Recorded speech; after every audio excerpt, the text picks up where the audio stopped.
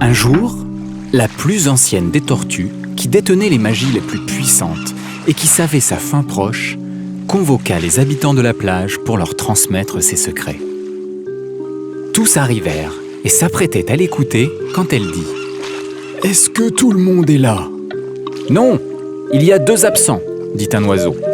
Ce sont le crabe de cocotier et le Bernard l'ermite. » Les 2 compères étaient en train de s'amuser.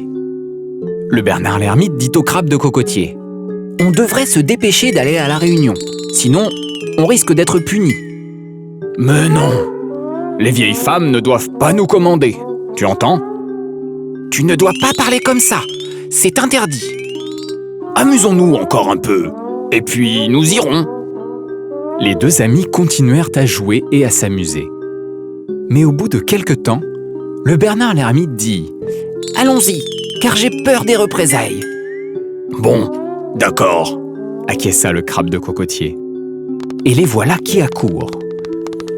Là-bas, les autres animaux qui ont tous reçu des secrets de la tortue sont repartis. Les 2 compères paraissent. À peine sont-ils arrivés que la tortue les interroge. « C'est seulement maintenant que vous arrivez ?»« Nous n'étions pas informés de la réunion, » dit le Bernard l'ermite. « N'essayez pas de mentir. Vous n'avez pas reçu le message qui était adressé à tous ?» Puis, tremblant de peur, Bernard l'ermite dit « C'est sa faute !» montrant le crabe de cocotier.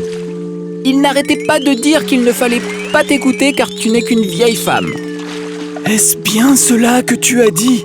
demanda la tortue. Le crabe de cocotier ne put que baisser la tête sans dire un mot. « Au lieu de secrets à vous transmettre, je vais vous punir, car vous ne respectez pas les anciens et les femmes.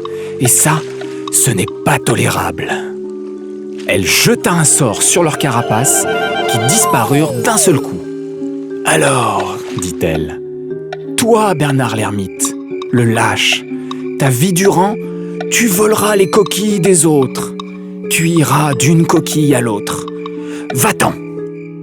Et toi, puisque tu as donné le mauvais exemple, tu iras sans aucune coquille jusqu'à la fin des temps, et tu ne sortiras que la nuit, de peur d'être moqué par les autres. » C'est ainsi que le Bernard l'ermite, comme le crabe de cocotier, n'ont plus de carapace depuis ce jour-là.